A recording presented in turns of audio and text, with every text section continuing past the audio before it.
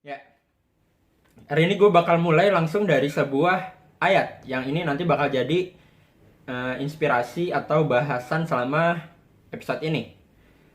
Bunyi ayatnya seperti apa? Mari kita sama-sama simak. A'udzubillahi minasyaitonirrajim. Wa huwallazi ja'ala lakumul laila libasa wan nauma subata wa ja'alan nahara nusyura. Oke, di sini ternyata ada 3 poin yang artinya adalah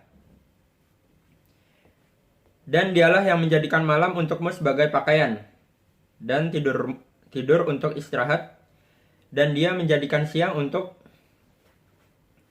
bangkit berusaha.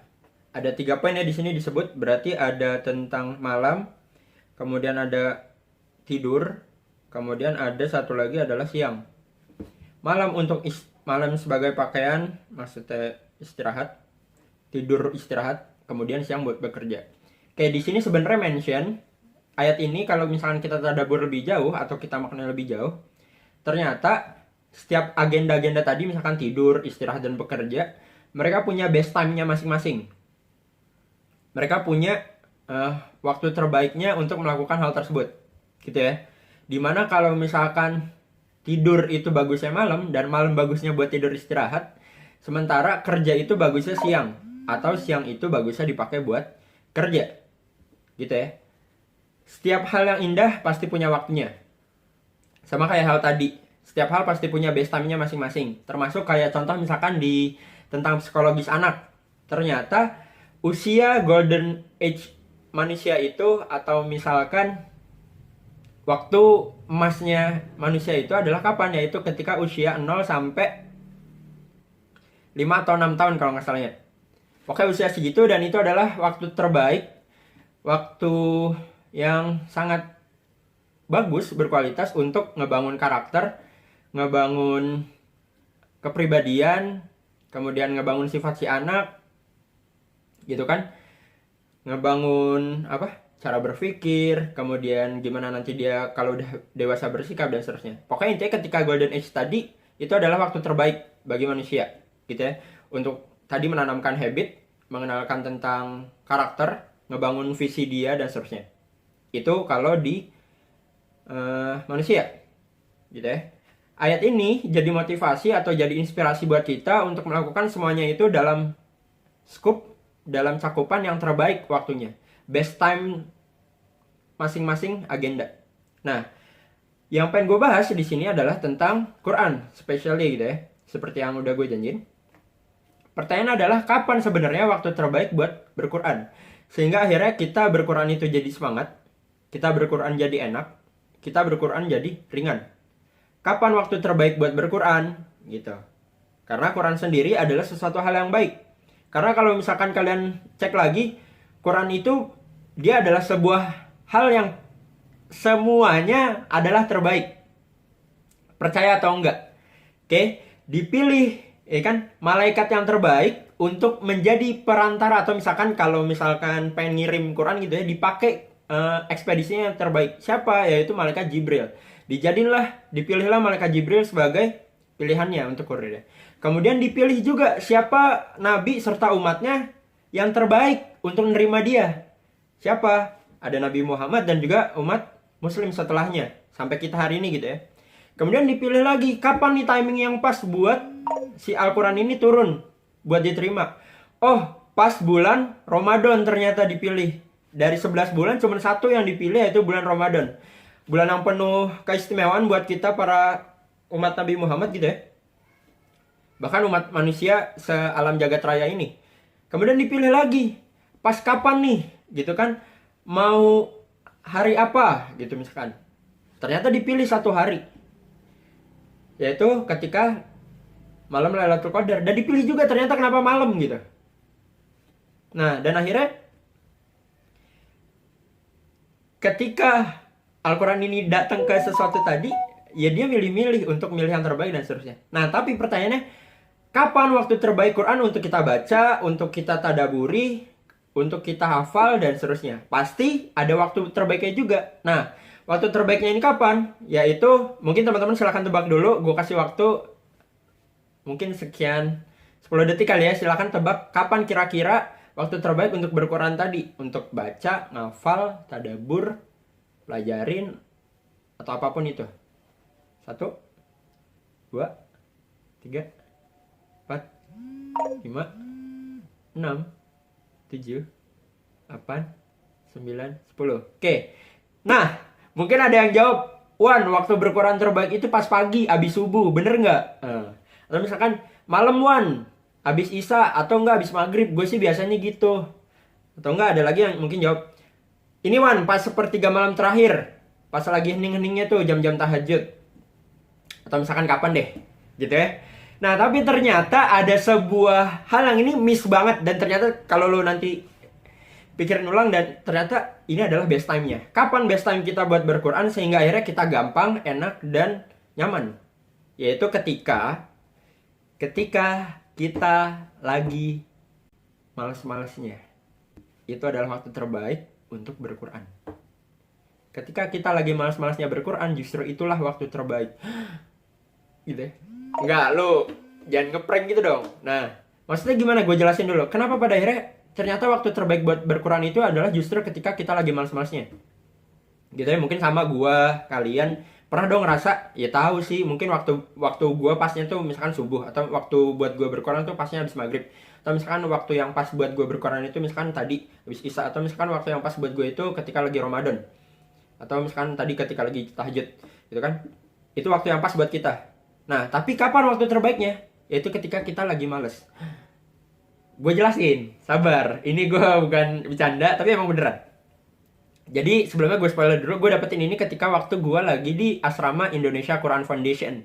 Yaitu sebuah asrama yang menyediakan program, salah satu programnya adalah Tahfiz Smart. Gue ikutan program itu selama kurang lebih 3 tahun ketika gue masih SMA. Dan sekarang lagi Tahfiz Smart angkatan 8. Silahkan nanti buat teman-teman yang punya saudara, punya kenalan, boleh dikenalin tentang program ini. Ini dia asrama berquran, intinya ngejadiin mahasiswa jadi mahasiswa penghafal Quran. Sehingga nggak cuma kompetensi yang kita punya, tapi kita juga jadi seorang penghafal Quran. Nah, di salah satu pembukaannya, ada salah satu ustadz ngebahas hal ini, kapan waktu terbaik buat berquran. Dan sama gue jawabannya kayak kalian tadi, abis subuh, abis maghrib, abis isya mungkin, atau tahajud, atau mungkin pas lagi sholat, gitu kan. Nah, tapi gue langsung kayak ditabuk gitu, kayak kepala gue tuh langsung dihantam, damn. Bukan itu. Ternyata waktu terbaik buat berquran adalah ketika lagi malas-malasnya. Dan ustadz tersebut akhirnya ngejelasin gini. Apa? Kapan waktu terbaik buat berquran? Yaitu ketika lagi malas-malasnya. Karena kenapa? Karena ketika kita lagi malas-malasnya, sejatinya nih, keluar dari konteks Ramadan ada setan atau enggak ya. Ketika kita lagi malas-malasnya, di situ setan bekerja keras agar kita tidak mendapatkan hadiah dari berquran tersebut. You know, ketika kalian melakukan sesuatu kebaikan pasti ada pahala dan ada ganjaran kebaikan dong. Dan itu nggak kecil, dan itu bisa besar dan seterusnya. Terlepas dari konteks ada setan atau enggak di bulan Ramadan, adalah ya tadi, setan aja nggak rela lu dapat hadiah sebesar itu. Maka hingga akhirnya setan ngebikin lo jadi males, ngebikin lo jadi tergoda, penuh distraksi kanan kiri dan seterusnya, ya kan?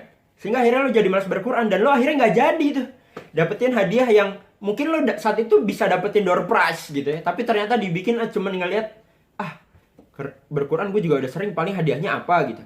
Hingga akhirnya lo dibuat seakan-akan ya udah biasa aja gitu ninggalin Quran. Karena tadi di situ ada andil setan ngebuat apa? Kita ninggalin hadiah besar itu tadi. Gitu kan? Nah, terus balik lagi. Konteks sekarang lagi Ramadan nih, Wan. Kemarin lo bahas katanya di Ramadan gak ada setan dan seterusnya. Oke, fine. Kita sekarang ngomong di konteksnya adalah ketika Ramadan gimana, Wan? Gue masih males tuh. Gue masih nggak bisa. Dan seterusnya. Ada lagi, kenapa pada akhirnya golden time untuk berquran ini adalah ketika kita lagi malas-malasnya. Tahu nggak kenapa? Karena Allah juga melihat effort kita untuk melakukan sesuatu. Allah nggak sekedar melihat hasil, tapi Allah juga ngeliat proses. Bayangin ketika Allah aja tahu perjuangan lo untuk berquran saat itu ketika lo lagi malas-malasnya, pasti kan Allah juga bakal ngasih nilai plus gitu. Dan akhirnya ya ini tadi, jadi golden time, waktu terbaik untuk berquran. Ibarat gini loh, ada ya mungkin beda dong antara ada dua orang nih.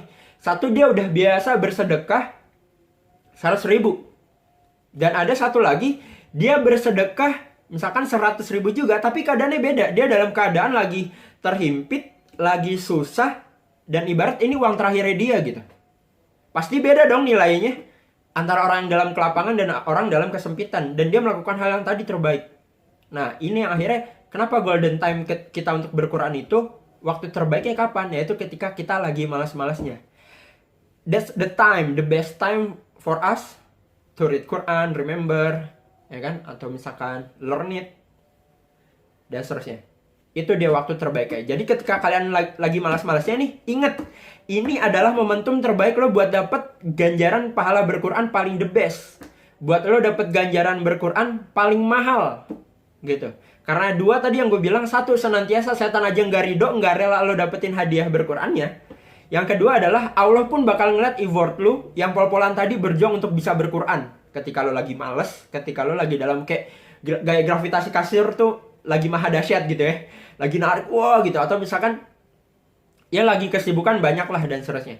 Yaitu ketika kita lagi malas-malasnya, atau boleh dibilang ketika kita lagi dalam keadaan sempit, dan ketika kita lagi dalam keadaan susah untuk berquran gitu. Oke, ya coba aja lo lihat orang-orang yang tetap istiqomah sama Quran, tetap terjaga sama Quran, apapun kegiatannya, apapun kesibukannya. Mulai dari yang dia CEO, mulai dia dari pimpinan perusahaan, mulai dari dia ketua organisasi, ketua lembaga, seorang ayah, seorang kakak, adik, ibu, bapak, dan seterusnya. Bahkan sebagai seorang ustadz gitu, sebagai seorang trainer, sebagai seorang pembisnis, ya kan? Dan juga mungkin sesimpel sekadar tukang ojek online dan seterusnya. Poinnya itu yang gue pengen garis bawahi, bahwa ternyata waktu terbaik untuk berquran adalah ketika kita lagi malas-malasnya, atau ketika kita lagi dalam keadaan susah buat berquran. Itu dia.